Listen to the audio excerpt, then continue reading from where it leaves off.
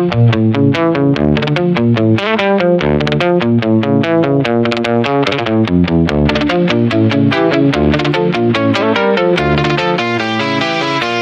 vannes ouvertes, les caisses vidées, quand l'Europe compte ses derniers euros et ses derniers enfants. Europe vieille dame aux veines bleues épuisées, tu as ouvert grand les vannes de l'immigration. Sans condition, sans limite, sans contrat moral, comme on ouvre un robinet pour remplir un tonneau percé. C'était pour payer les retraites des baby boomers, ces générations dorées qui ont tout eu.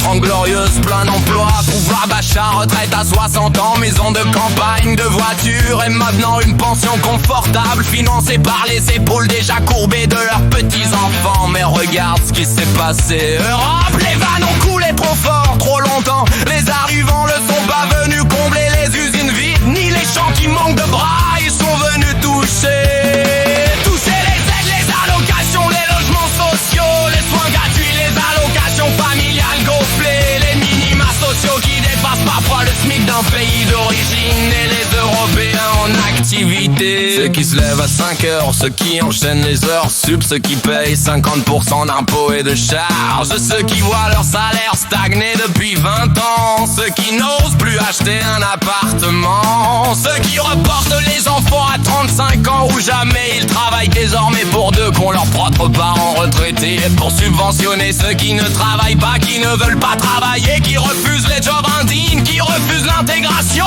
qui refusent même de dire merci. Les chiffres hurlent dans le silence poli. Taux d'emploi des immigrés extra-européens, 2 chiffres en dessous de la moyenne. Familles nombreuses qui vivent exclusivement de zèques, quartiers entiers où le français n'est plus la langue majoritaire, où l'école devient un lieu de non-mixité, où l'on touche plus en restant chez soi qu'en allant pointer à l'usine. Alors ça va durer encore combien de temps? Combien de temps les actifs vont-ils accepter de saigner pour des retraités dorlotés, pour des arrivants qui refusent le pacte républicain? Combien de temps avant que la machine ne s'arrête net, avant que les cotisants ne disent assez, on arrête de payer pour tout le monde, avant que les baby boomers me découvrent que leur pension confortable ne repose plus que sur des épaules qui se cassent et sur des caisses qui sonnent creux.